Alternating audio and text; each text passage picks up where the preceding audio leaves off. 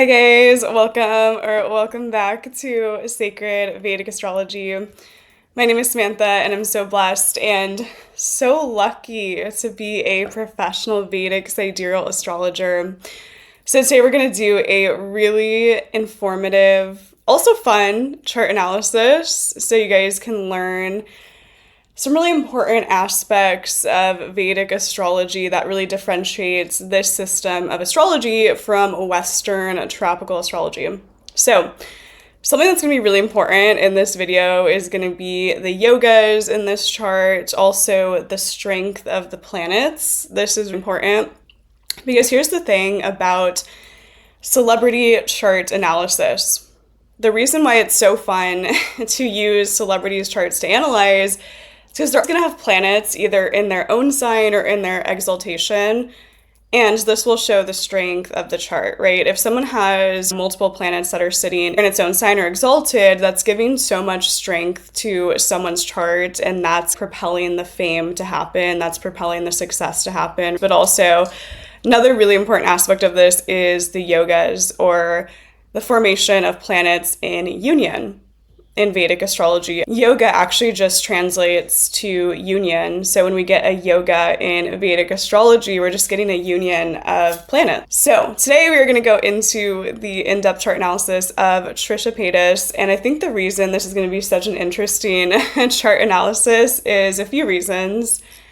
First reason being, she's been vastly successful, vastly rich. I was doing some research before making this video. Turns out she was making $800,000 a month at certain points and certain periods. So that is, really gonna show up in the astrological chart. If someone can make that amount of money and have that sort of financial security, $800,000 a month, yeah, we're gonna see that astrologically. So it's gonna be interesting to analyze what causes this financial success, material success, fame, but also it's going to be really interesting to analyze the strength of the different yogas in her chart and how those have also produced really positive results as well too. She also has her moon conjunct Mars in the 6th house, the Dhisthana house, which is not a great house, astrologically speaking.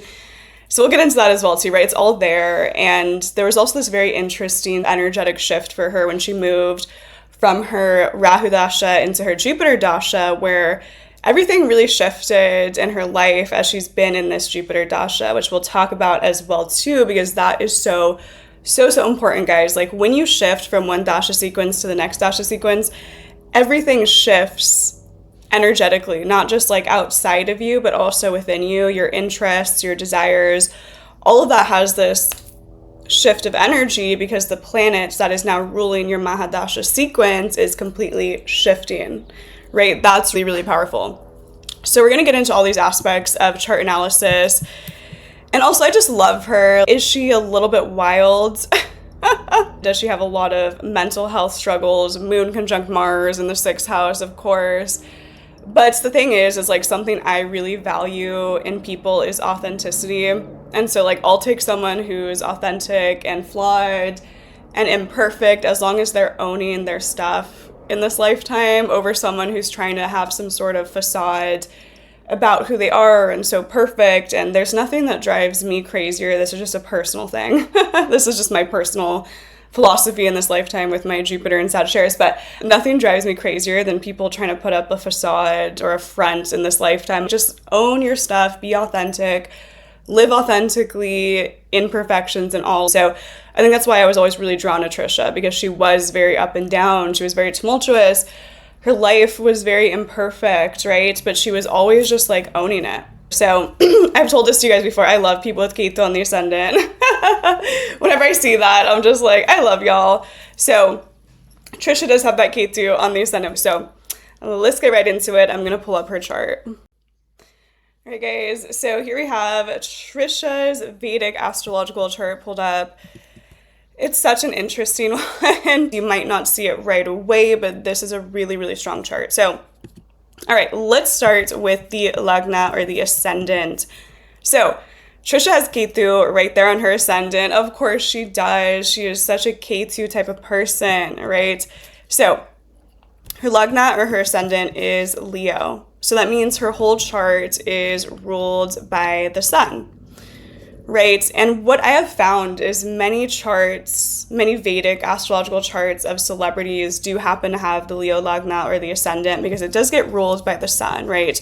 The sun is our ability to be seen. The sun is confidence. The sun is ego. The sun is power, right? And for you to be in the spotlight in some regard, for you to, maintain this level of success and fame, you have to have some level of wanting to be seen. You have to have some level of confidence. But what's very interesting is a lot of times celebrities who have Ketu right there on the ascendant, especially if it's a tight conjunction, see how Ketu is 27 degrees, her ascendant is 23 degrees. That's about a 4-degree orb of a conjunction that's right there on the ascendant.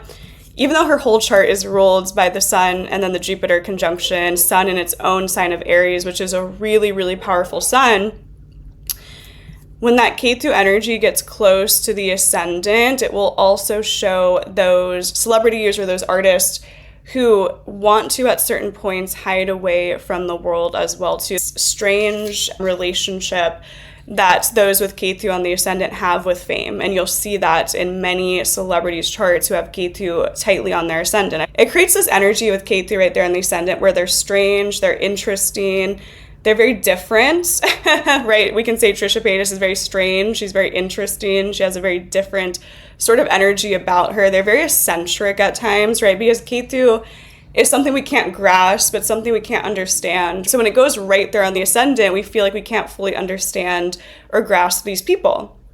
There's something kind of confusing, shrouded in mystery when someone has Ketu right there on the ascendant. And that's that energy that Ketu is bringing, where someone can be very successful, very famous, because it's giving some sort of past life karma that they have to give back to the public, right? That's Ketu, it's our past life karma.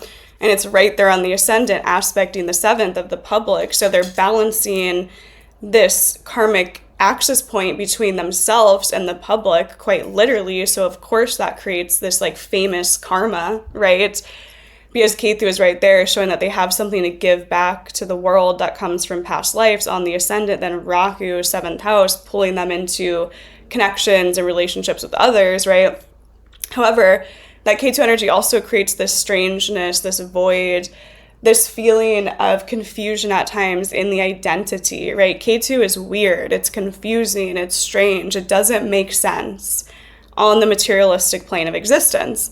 So when someone is famous and they have Ketu on the ascendant, they're actually going to be those celebrities, those artists that want to hide away from the world a lot of the times as well too. We have this interesting duality that we're already starting off with in this Vedic astrological chart, where we get the whole chart ruled by the sun. We have a Leo Lagna, Leo ascendant. It's ruled by a really strong sun in Aries.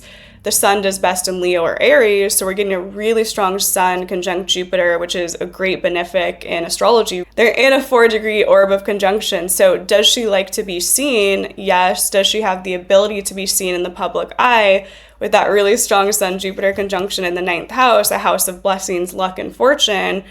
Absolutely. But then does she also have this weird sort of connection to fame with Ketu right there, where she also wants to hide away? She also wants to, at times, disconnect or disengage from society with Ketu on the ascendant. Absolutely. And we've seen that in her whole trajectory of her career, where she we'll talk about she loves the fame and she loves this and she's flashy and she loves the nice cars. That's that strong sun in Aries conjunct Jupiter, right? But at the same time, she always talks about being misunderstood. Ketu on the ascendant, they don't feel like they're of the world. They feel like they're different from the world around them. There's something different about them, something strange about them. And she also has time periods where she wants to hide away from the fame aspect as well too, with Ketu right there on the ascendant. So something that, I really want to drill into people's minds about astrology. So do you see how two things are true at once? And if you want to actually study astrology, Joy Tisha, you have to be able to hold two differing beliefs at once and know that both things can be true. And that's a hard thing for a lot of people to do in this modern society and day and age, right? A lot of people want to hold one thought and not allow another thought to also exist and be true. But in astrology, it's a constant, this is true and then this is also true. And the client that you're working with knows exactly what you're talking about. So Trisha's chart is amazing for fame. It's amazing for being seen. She loves the spotlight in certain aspects. That Sun in Aries in the 9th house conjunct Jupiter. Jupiter's expanding. But also then Ketu is right there on the ascendant. So she also feels disconnected from the world. And she also really likes to hide away at different points as well too. And very misunderstood with Ketu right there on the ascendant. All right. Now, another aspect of Ketu on the ascendant and then Rahu in the 7th house is Rahu is like our soul desire, right? I see Rahu as the thing that like our soul can get so lit up by to the point where we get addicted or obsessive about it because it's like this, yearning that our soul is trying to go towards, right? Rahu is like this evolution. Ketu is the past evolution. All right. So because Rahu is there in the 7th house, what she wants more than anything and what we have seen her discuss time and time again on her channel throughout her career is all she wants and all she ever wanted was to be married, right? That's Rahu in the 7th house of marriage. Rahu is the burning desire of the charts, all right? It can sometimes be confusing or hard to get there, but Rahu is there, and her whole life has been the Ketu 1st house, Rahu 7th house axis, where she feels misunderstood, Ketu on the ascendant. She's crying on the floor, no one gets me, no one's ever going to understand me, Ketu on the ascendant. There's projections onto her and who she is, Ketu on the ascendant, articles, misunderstandings, Ketu on the ascendant. Rahu in the 7th, what her soul wants more than anything is marriage. Rahu, the soul's desire in the 7th house of marriage. Guys, that's her whole life story right there. Like, that's the whole thing that we have seen through her whole trajectory of her career. Like, that is it. That is it, right? This is why Rahu and Ketu is so important in Vedic astrology. It's literally telling you your soul evolution and your karma in this lifetime, okay?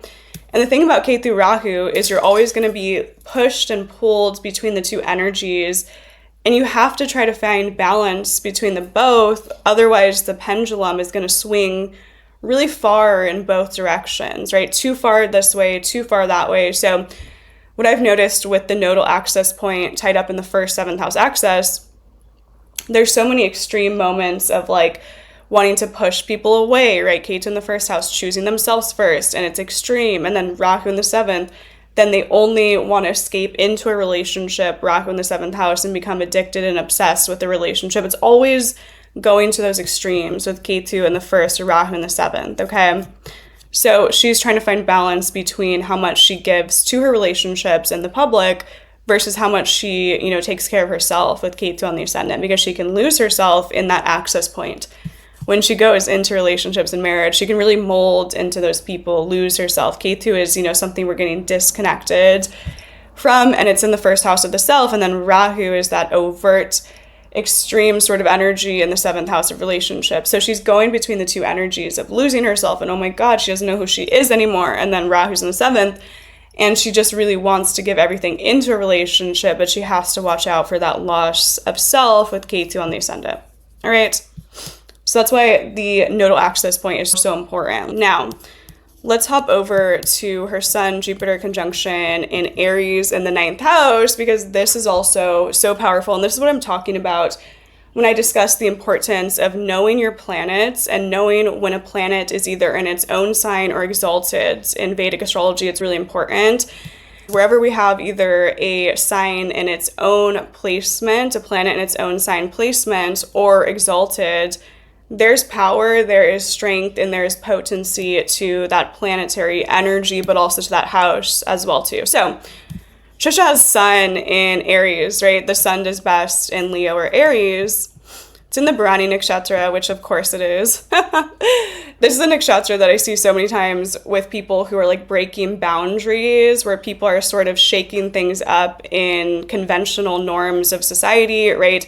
She's been a very, unconventional sort of person. Sun is so strong, showing her ability to have ego and confidence and go towards the spotlight. And then it conjuncts Jupiter at 20 degrees. That's a 4-degree orb of conjunction. So her Jupiter gets strength from the Sun, right? And then the Sun gets strength from Jupiter because Jupiter is a great benefic. And it's in the 9th house of luck and fortune and blessings, and the sun's in its own sign of Aries. So this is a really powerful conjunction, Jupiter, Sun, and Aries in the 9th house. Really, really powerful. This is great for philosophy. This is great for spiritual belief. This is great for travel. This is a really powerful 9th house. The Lord of the 9th house is afflicted in the sense that the 9th house is ruled by Mars, and it's in the 6th house, the Dastana house. So when we get a strong house in Vedic astrology, Sun in its own sign conjunct the great benefic Jupiter in a 4-degree orb of conjunction. By opposition, it's aspecting the 3rd house, which the 3rd house is creativity, it's arts, it's dancing, it's expression, it's social media. And so because that 9th house is so strong, now her 3rd house is really strong as well too. Okay, so when we get a strength of one house, we get a strength of the opposing house, right? That's really important because my early days of Vedic astrology, I did not, I missed so many things because I was not putting that idea into my mind, because no one talked about it until I had one of my favorite Vedic teachers, which I won't go into because I always talk about him, but my favorite Vedic astrologer to ever exist was always drilling into our minds, if it's in this house and it's really strong, it's strengthening the opposite house. And so when I look at charts now, it's one of the first things that comes up into my mind, and it's really, really true, and it's really, really important. So Jupiter Sun, her 9th house is strong. She's philosophical, she's spiritual, she has a song called I Love Jesus. The 9th house is the house of religion and spirituality and higher belief, right? So she's always been a very spiritual, philosophical, religious sort of person by nature, right? Her earlier videos, she's always I love God, I love Jesus. We might not naturally think of, Trisha as this very spiritual, philosophical type of person, but this Jupiter-Sun conjunction in Aries in the 9th house, she is 100%. Ketu right there on the ascendant. 100%. This is a very philosophical, spiritual chart. She always talks about manifestation. She talks about God. She talks about her love for Jesus in the early days. I feel like she married someone who looks like Jesus, which we'll get into as well too. Her chart shows us the exact energy of Moses, which it's so just spot on. We see Moses in her chart. We'll get into it, but she is very, gifted with philosophical thoughts and spiritual belief as well too, because that Jupiter is strong because it's next to a sun in its own, exaltation sign. Really, really strong. Now, because it's in the 9th house, it's opposing that 3rd house of dancing and creativity and performing and writing ability, expression, communication. She has been a dancer, she has been a singer, she has been an author, she has been on social media, she's always communicating in her career path, right? That's the strength of Jupiter-Sun conjunction. Jupiter conjunct exaltation sign aspecting the 3rd house. Really, really powerful. She's done all those things, been really gifted and blessed with that strong Jupiter-Sun aspect onto it, best believe it. But also, her 3rd house lords is in the 11th house, right? So the 3rd house of Libra gets disposited by Venus. Okay, Venus is over here in the 11th house of great gains in Vedic astrology. Financial wealth, big financial wealth. I'm not talking about someone just having a good paycheck, working. We're talking about big, big financial wealth when someone has a strong 11th house. 11th house is the house of, yes, friends, groups, organizations, but it's also the house of financial abundance in this way that's massive. It's extreme wealth, okay? So her 3rd house is already really powerful, Jupiter-Sun aspects onto it. Now her 3rd house gets disposited by Venus going into her 11th house of great financial gains. Venus is the karaka, or the indication of financial abundance and security. It's already in her 11th house, so she makes money through the arts, through expression, through music, through beauty. That's Venus, the karaka for all those things in the 11th, but also now the 3rd house of the arts, of expression, of creativity, of social media is getting disposited by the 11th of great financial gain. It's really, really powerful, really, really powerful. And look at this, y'all. So This is the part of her chart that if you don't know Vedic astrology, you're going to miss, and you're going to miss a huge chunk of information. So Mercury's in her 10th house, Venus is in her 11th house, Venus is in Gemini, Mercury's in Taurus, Mercury's in the 10th, Venus is in the 11th. All right, so first of all, we already have 2 benefic influences onto her 10th house and her 11th house. Mercury is a benefic. It's in the 10th of the career, of the public image. It shows that her career is very mercurial. Mercury's about to go retrograde, by the way. I've been trying to find words and they're escaping me into the ethers. Mercury's in the 10th house, so it shows that her career and her business is connected to Mercury, which is technology, which is social media, which is expression, which is writing, which is communication. She's written multiple books as well, too. Okay. Now, Venus is in the 11th of Gemini of great financial gains, showing that she has financial gain through Venus activities. But this is the part that we cannot miss. So, Mercury's in Taurus, Venus is in Gemini, Venus is naturally in Taurus, Mercury is naturally in Gemini. It's creating a Parivartan yoga. Okay. Parivartan yoga is when 2 planets exchange the energy with each other. So it's almost as if, like, now her Venus is acting like it's in Taurus. Now her Mercury is acting like it's in Gemini. Okay, so it's strengthening the 10th house. It's also strengthening the 11th house. It's strengthening her Mercury. It's also strengthening her Venus. Okay, now the 10th house is the house of career. That's getting a boost. That's getting strength.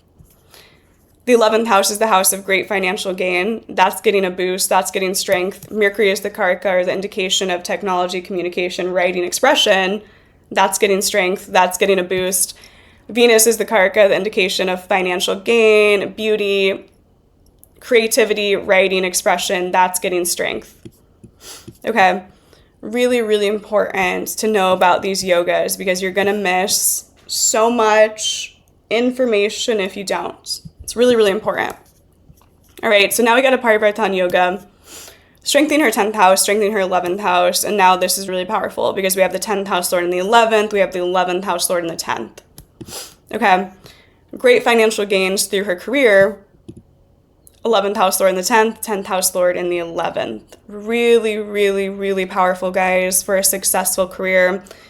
Financial abundance. Again, it's not second house financial abundance. Second house is like, we made some extra money at our job this month. Like second house, we're talking more day-to-day financial security when we're talking about the second house. 8th house is financial security that comes from outside sources, wills, inheritance, government money. That's the 8th house. 11th house is great financial gain. Money that comes at once. That is someone making $800,000 a month, okay? So that's that Parivartan yoga between the 10th house, the 11th house, Venus, Mercury exchanging 2 benefics. Really, really powerful, potent 10th house lord in the 11th house lord in the 10th. Let's go back to this point for a second. Jupiter's sun is in the Bharani nakshatra. All right, so Bharani is a nakshatra that's about breaking free, breaking through, and it connects to the birthing process. So a lot of celebrities that have this nakshatra, they like to shake things up. They like to push boundaries. They like to be the first to do something in their family, in culture, in their field, whatever their field is, that Bharani, right? And it can be a little bit, intense for a lot of people when someone has Bharani energy because they don't care. They're like, let's just change things. Let's make things different. Let's innovate, right? That Bharani nakshatra is very much about innovation and change. So, she really changed the way that a lot of content creators showed up on social media, right? Like, say what you want about her. Does she have her issues? Yes, of course. We're going to get into that with the Moon-Mars conjunction, the 6th house, Distana house. But she changed the sort of trajectory of content creation from, oh my God, it's so polished. Here's my perfect life. Here's how perfect everything is, right? She shifted out of that and actually moved into this movement of a lot of authenticity within social media, right? She, shaked things up, Bharani Nakshatra. She changed things. It's in the 9th house, aspecting the 3rd house of communication, expression, technology, creativity. And she really carved her own path, which is something that I really respect, right? I feel like when I think back to that time of content creation, correct me if I'm wrong, but I feel like I don't remember too many content creators that were crying on the floor and talking about all their issues and talking about how her relationships were always a mess and a disaster. That's Rahu in the 7th house, let me tell you. But I feel like I didn't see too many people back then doing that. It was really innovating this new path. And I feel like so many content creators after that were like, I want to be more authentic. I want to cry on the bathroom floor. I want to talk about my issues. I want to be more open in that way, right? So she really changed a lot of the way that social media and content creation was being done at that time. What you want about her, whatever, we're all allowed to have our own opinions, but she was really innovative in that sense. It's Jupiter Sun conjunct 4-degree orb of conjunction. It's in the 9th house. It's aspecting the 3rd house. Really, really powerful. Now, let's actually talk about this Rahu in the 7th house because she has said a quote that embodies the Rahu in the 7th house so perfectly. She has said this quote verbatim, quotes, "I only used to date famous people," end quote. All right. Rahu in the 7th house gives famous partners and famous relationships. I'm telling you guys, I'm telling y'all, this is how specific Vedic astrology is, okay? Rahu is the energy of larger than life. It's someone who's famous, someone who's successful, someone who's very Rahu-like. It's in her 7th house of connections, relationships, marriage, partnerships.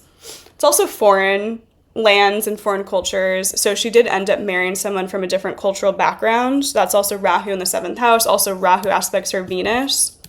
Okay. So she ended up with someone from a different foreign background. Rahu is all different cultures that are different from our own.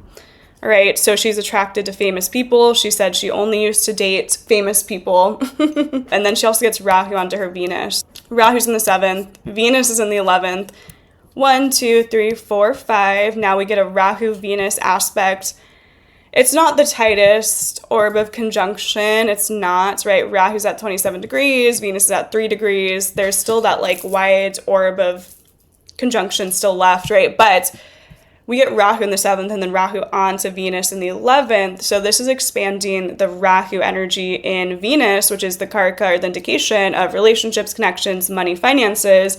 It's expanding all of that. Rahu expands. Rahu is growth, right? Rahu is big. It's larger than life. So when Rahu goes onto a planet, it expands that energy. And it's actually what that person is meant to go towards, in this current evolution. Ketu's the past evolutions. Rahu's in this evolution. It's where we grow. It's where we learn the most. So Rahu's on her Venus. Venus is the arts, right? So many artists, so many celebrities have that Rahu Venus, either trine aspect, which is 1, 2, 3, 4, 5, 6, 7, 8, 9, or they have Rahu conjunct Venus because it means that their soul is meant to go towards the arts. That's going to create an artist, right? Venus is also luxuries. Venus is also beauty. Venus is also money. Venus is also financial security. So Rahu's expanding her attraction to beauty and all things aesthetic, all things beautiful. She loves nice cars, she loves nice clothes, etc., etc. Also, Rahu on Venus will expand the financial growth because it's in that 11th house of great gains. Venus is there. Rahu is aspecting Venus in the 11th, expanding the financial abundance. Best believe it. Okay, really powerful. But also then she's even more attracted to those Rahu type of people, right? She's attracted to people that are into drugs, addictions. She's talked about this. I'm not just assuming this. There's actual proof and information out there about this. So Rahu in the 7th, it will say these people attract famous partners. She's attracted famous partners. These people attract those into drugs, into alcohol, into delusions. They attract these very tumultuous types of relationships, right? Rahu in the 7th is up and it's down and it's up and it's down. It's a lot of ups and downs and highs and lows. All right, 7th house, Rahu. It's a classic placement where someone is always drawn to those really intense sort of karmic relationships. Best believe it. And famous. Yeah, she attracted all of those things. And she actually attracted that the most in her Rahu Dasha, which we'll get into a little bit at the end as well too. So, all right, so Rahu's in the 7th. She said verbatim, I only used to date famous people. I was looking for someone famous. Rahu in the 7th gives a famous partner, famous relationships, but also gives someone from a different cultural background, which she did end up marrying. Okay. Now, her 7th house of Aquarius gets disposited by Saturn in the 5th house. Okay, so now we get the 7th Lord in the 5th with Saturn retrograde. So, a few things. The 7th Lord being in the 5th house means that she meets someone from a past life. Okay, 7th house, 5th house connections shows that we've known someone before when we end up in a marriage with them. 7th house Lord in the 5th house, Purva past life credit, past life karma. I bet if you ask her about Moses, ask one of them, they feel like they've known each other in a past life. That's that 7th house Lord in the 5th house. Her past relationship, she probably felt this weird past life connection to them. 7th Lord in the 5th of something from a previous lifetime that is, owed to us in this lifetime. Purva past life credit, past life karma. All right. Now, 7th Lord in the 5th is retrograde. So for her, marriage would be something that comes a little bit later on because it's retrograde. It's more so of a choice. Also, it can show that the person she ends up with, like they might leave and then come back, right? Because it's retrograde. So there might be a sense of the 7th Lord retrograde, meaning like they're together for a little bit, separate, and then come back together, which I do believe did happen to them briefly as well too. 7th Lord is retrograde. Okay. Now, the 7th Lord being in the 5th house also shows that her partner is an artist. Her partner is creative. 7th Lord of the marriage partner, Rahu, he's from a foreign culture. He's from a different place culturally. And she actually, I think, like converted to his culture. Correct me if I'm wrong. So that already happened. And then 7th house Lord is in the 5th house, meaning that he's an artist or he's very creative, and they have this like past life connection, which I know he's an artist. I know he's creative. He's a professional artist, actually. And then her dark karaka is Venus in the 11th. So that's also an indication that the spouse is an artist, right? Because Venus is the karaka for the arts, right? Also gives a really beautiful spouse. And I would say Moses is very beautiful.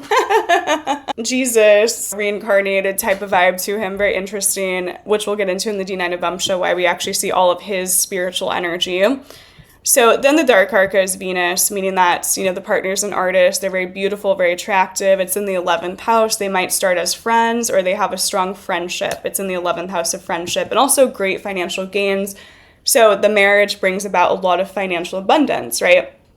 Together, they have a huge mansion. They have so much financial security. Best believe it. All right, now let's move over to the D9 of Vamsha to analyze the 7th Lord there, because I actually find this to be the most important aspect of spouse analysis is the 7th Lord in the D9 of Vamsha. So 7th Lord in the D9, okay, let's see. Her 7th house is Aries, gets disposited by Mars. It's in the 12th house. Okay, guys, this is how specific Vedic astrology is. All right. 7th house Lord in the 12th house gives one, a partner from a different culture, a different background, a different country. Moses grew up in a different country. He's from a different culture. He's from a different background. 1. 7th Lord in the 12th house gives a partner who wants to raise consciousness. Okay? The 12th house is the house of moksha, spiritual liberation, raising consciousness, meditation. 7th Lord in the 12th gives her a partner that's interested in raising the vibration on earth through art, through spirituality, through meditation.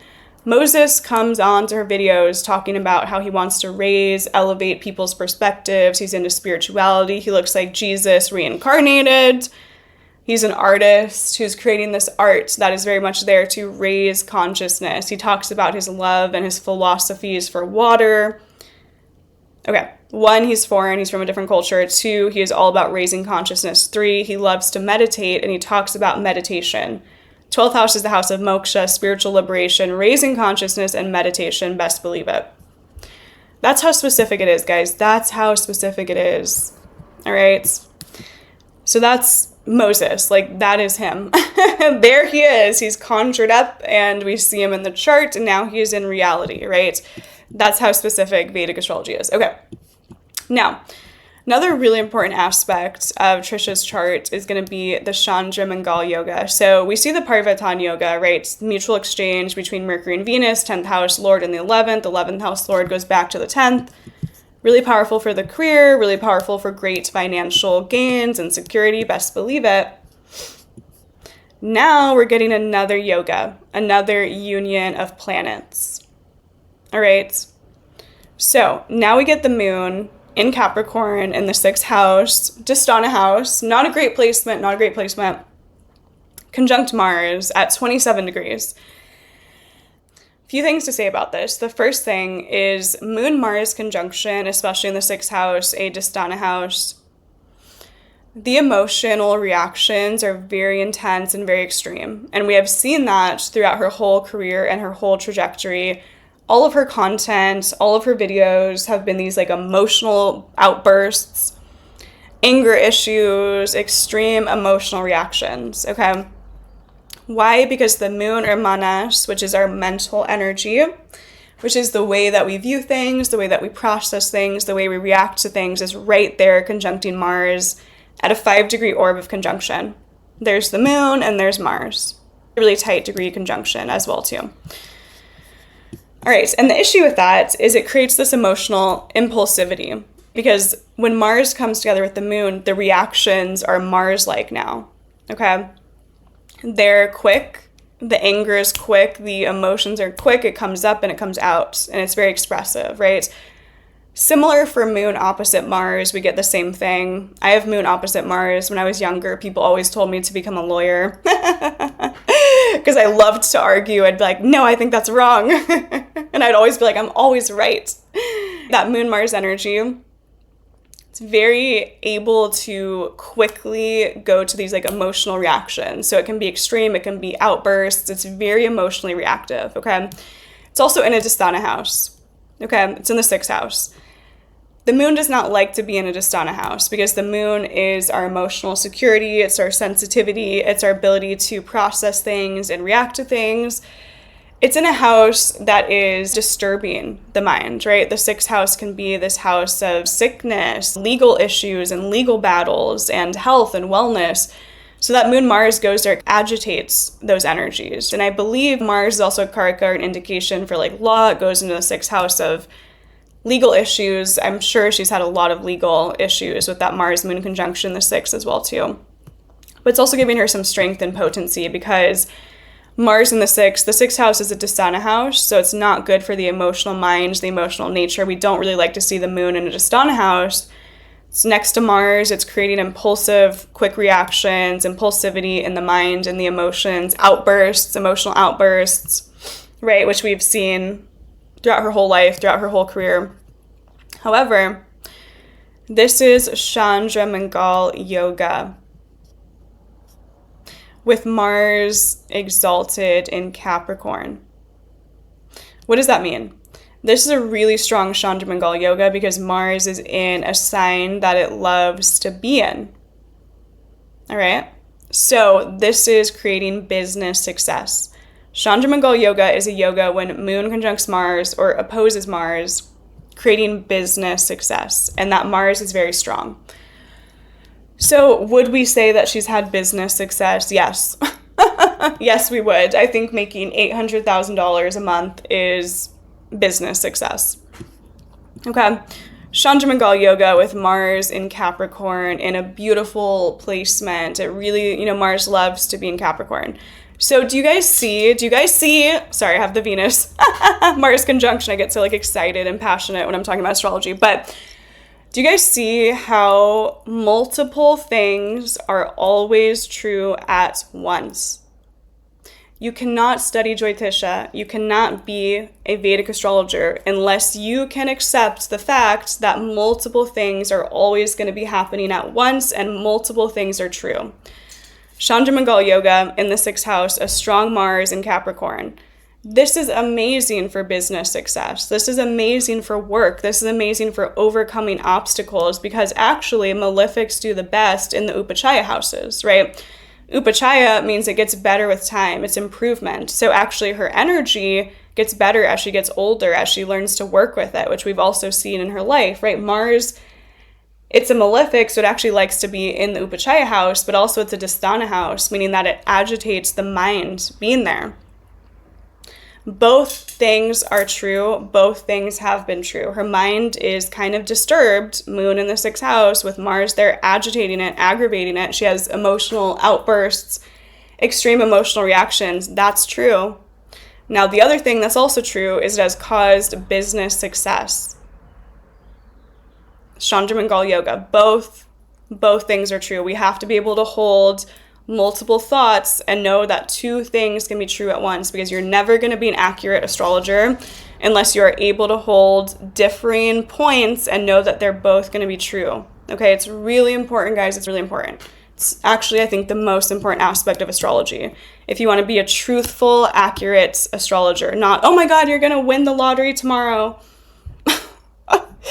Like, if you want to be accurate and you want to actually get things correct in chart analysis, learn to hold different beliefs and different views in astrology, because both things are going to be true. And the client you're speaking to, the person you're working with, is going to say, yes, those things are both true. It's really important. It's really, really important, guys. All right. So now we have that really strong Mars creating this energy of willpower and drive, right? So she is, really powerful in that sense, that she has overcome a lot of her obstacles. It's that Mars energy in the Dhisthana house. It gets better with time. She overcomes the obstacles. She's probably been okay in some legal battles. I'm not sure about that. Let me know down below. It's also creating business success. It's in the 6th house. The 6th house is the house of daily work, daily routine. So business success in her day-to-day work as well too. So now we have Mars in Capricorn, which is a really strong Mars. Now we have Sun in Aries, which is a really strong Sun in Aries. And then we get the Parivartan Yoga, which is acting like Mercury's in its own sign of Gemini. Venus is in its own sign of Taurus. This is so powerful of a chart, guys. Do you see how these planets are performing in the places that they like to perform? Okay. Mars loves to be in Capricorn. Sun loves to be in Aries. Mercury loves to be in Gemini. Venus loves to be in Taurus with the Parivartan Yoga. When you see charts of those who are very famous and very successful, this is what you're going to see. You're going to see exalted planets. You're going to see Parivartan Yoga. You're going to see Chandramangal Yoga. You're just going to see it. You're just going to see it. And it's really important to understand this and understand why certain things happen. Why do certain people have success, lots of fame? Why do certain people make $800,000 a month? It's in the astrology. It is in the astrology. It's always there. All right, so powerful, powerful chart. Now, another important aspect that I want to discuss is Saturn's in her 5th and it's hit by Ketu. So that's having two malefic planets influencing the 5th house of children. She had a lot of infertility issues. So Saturn in the 5th, and then it's different to just have Saturn in the 5th. It's another thing to have Ketu hitting Saturn in the 5th. Okay, so now we have some problems in the 5th house. 5th house is the house of children. It took her a while to even know that she could have children. She had infertility issues. Saturn is restricting the energy, and it's going to have it happen later on in life, right? Saturn is more of that like slow energy that comes later. And then it's hit by Ketu, which is a void energy. It's something that we can't see, something we can't understand. So we do see that two planetary malefic influence onto the 5th house, showing that she did have infertility issues. But now this is interesting. The 5th house lord is in the 9th house of good luck and fortune with that strong sun conjunct Jupiter, the great benefic. So even though she had infertility issues and it was hard for her to have children, which we can absolutely see in the chart, Ketu's influence on a Saturn 5th house aspect is not good by any means. We get some benefic influence because the 5th lord is so strong. All right. So again, both things are true. It was difficult for her to have children. She did have infertility issues. And then the 5th lord is pretty strong. So she had some luck and fortune around it. Both both are true. We do get Mars's influence onto the 9th, but it's a strong Mars, and again, it's mixed results. There's definitely issues with having children, but it worked out for her in the end. So both things were happening, both things were true. But the 5th Lord is so strong with that strong Sun conjunct Jupiter in the 9th house, a really lucky, blessed house, that the children have so far been really positive for her. So that's really, a beautiful way to look at the importance of, analyzing all the different aspects of the chart, not just what's sitting in the 5th house, not just what's aspecting the 5th, but what is the 5th Lord doing? How is the 5th Lord performing? Really, really important. All right, so another aspect I want to get into in this chart is the Dasha sequence. All right, so let's pull up Trisha's Dasha sequence. Let's see. I know she was in her Rahu Dasha when she started her YouTube. That was the most Rahu energy I've ever seen in my life when I was watching, her old videos. I'm like, this is Rahu. This is as if Rahu has possessed the spirit of Trisha Paytas and started a YouTube channel. So let's see. When did Trisha start her YouTube? Let's see. Okay, so she started her YouTube January 4th, 2007. She was 18 years old. Okay, January 4th. Let's pull up the Dasha sequence. All right. I can relate to her because we have similar Dasha energy. I started my Rahu Dasha very young as well, too, and I always related with her. So it's funny. You're going to find similarities in people who have, run similar Dasha time periods as well, too. Okay, so 2006, she's in a Rahu Ketu. 2007, she's in a Rahu Venus. Okay, so she starts her YouTube channel in the Rahu Venus Dasha. Of course she does. Rahu is expansion. Venus is the Karaka for the arts, creativity, beauty. So she's in that Dasha time period that's activating her 11th house, right? Venus is in the 11th. Venus rules the 3rd and the 10th house. Okay, Rahu's in the 7th, 1, 2, 3, 4, 5, and then Rahu aspects Venus. So while she's in a Rahu Venus Dasha, her natal Rahu aspects her natal Venus, right? So it shows that those themes get heightened and something happens at that time period. All right, Venus for Leo Lagna or Ascendant rules the 3rd house and the 10th house. So the 3rd house connects to communication, expression, technology, social media. 10th house rules, the career and the public image. Guys, this is also why it's so important to understand what planets rule what houses in Vedic astrology, because you're going to get so much information about the Dasha sequence. So she's in this Venus Bhukti cycle that rules the 3rd house of communication, technology, expression, performing. And then she's in the 10th house. It's also ruling the 10th house of the career, the public image. She starts a YouTube channel in a Rahu Venus Dasha that's ruling the 3rd house and the 10th house. And then her natal Rahu aspects her Venus, which expands the Venus energy, expanding the energy to create, to be creative, to be artistic, express herself in that Dasha sequence. All right, so there is that. And then she's in that Dasha, let's see, Rahu for her ended in 2013. Okay. So then, 2013, she starts running the Jupiter Mahadasha cycle. Now, going from Rahu to Jupiter, which first of all, I haven't even gone through that yet. I'm still running that Rahu Dasha, y'all. Crazy, crazy, crazy. But shifting from the Rahu Dasha into the Jupiter Dasha, we're going into Jupiter themes. Jupiter is the Karaka, or the indication of children and marriage. When she goes into her Jupiter Dasha, she gets married and she has children. That is that is the whole shifting of the Dasha sequence, right? We're leaving Rahu for her. Rahu's in her 7th house. So while she's running the Rahu Dasha, she's dating celebrities, she's dating famous partners. Rahu in the 7th gives famous partners and celebrities. She's obsessed with celebrity culture. She's so about her Rolls Royce and her fancy cars, and it's Rahu, it's Rahu, it's Rahu. It's so Rahu, right? It's all about the materialistic plane of existence. Okay. As she's running that Rahu Dasha, she's obsessed with fame. She's, dealing with a lot of addictions. She's dealing with a lot of these Rahu themes, right? I think one of her first videos or one of her first appearances she made on a show, she was talking about being addicted to tanning. It's so Rahu, right? She comes onto the scene in the Rahu energy, right? It's addictions, it's obsessions, it's fame, it's illusions, it's money. That's Rahu Dasha, okay? And then she's starting to run the Jupiter Dasha as she's going through, the second parts of her career.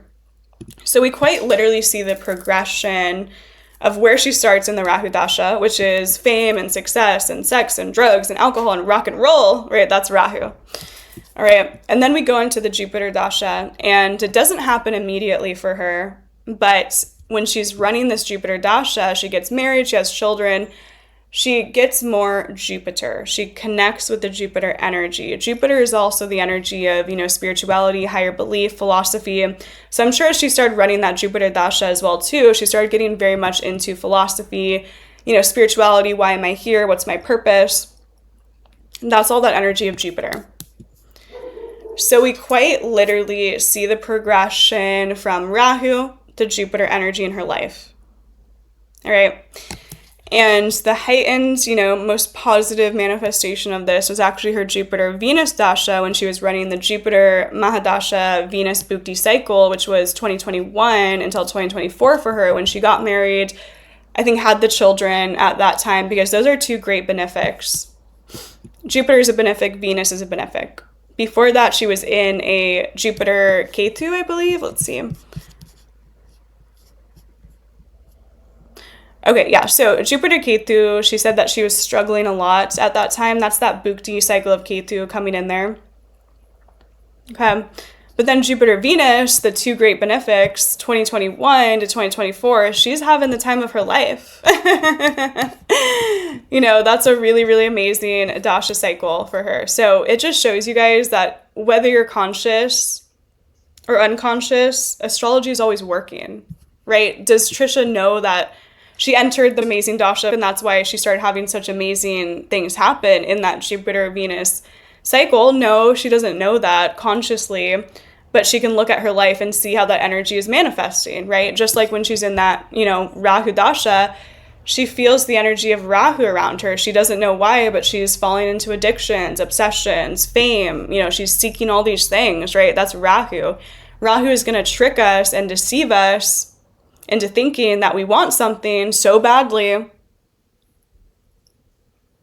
then we get it, and by the end of the Rahu Dasha, we realize that what we actually want is something much more simplistic, something much more divine, something much more Jupiter.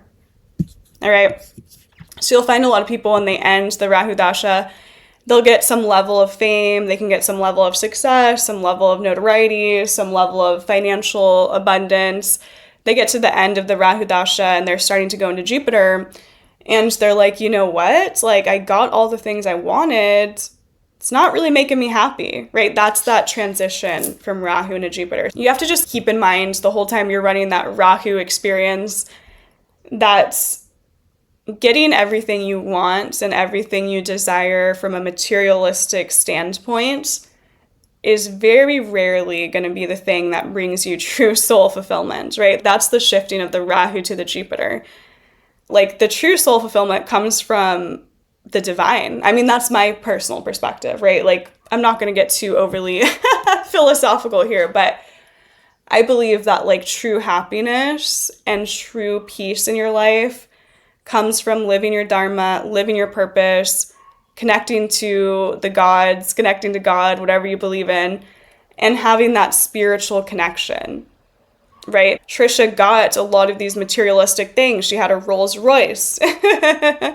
She had the cars and the money and the success and the notoriety. It's very Rahu. Okay? And then she comes to the Jupiter and she's like, actually, all I want is happiness. All I want is to be a mother. That's the connection to Jupiter, the Karaka for children. And to get married. Jupiter is also the Karaka for marriage as well, too. All right, so this was a long one. So I hope you guys stuck around for this in-depth chart analysis. I love Trisha. Is she imperfect? Yes. Does she have her flaws? Yes. Does she have her mental health struggles? Yes. Moon conjunct Mars in a tight conjunction in a Dhisthana house. Yes, that's very difficult for the emotional nature. However, she is very authentic, and I do truly believe that she paved the way for this new energy of content creation, where she was showing people her flaws and her imperfections, and she was showing up authentically, and it was something that was very different at that time. All right, let me know if you guys like Trisha, what your perspective, what your viewpoint is, and don't forget to comment, like, and subscribe for more content. I'm also always open for personal readings. I'm sending all the love. Bye, guys.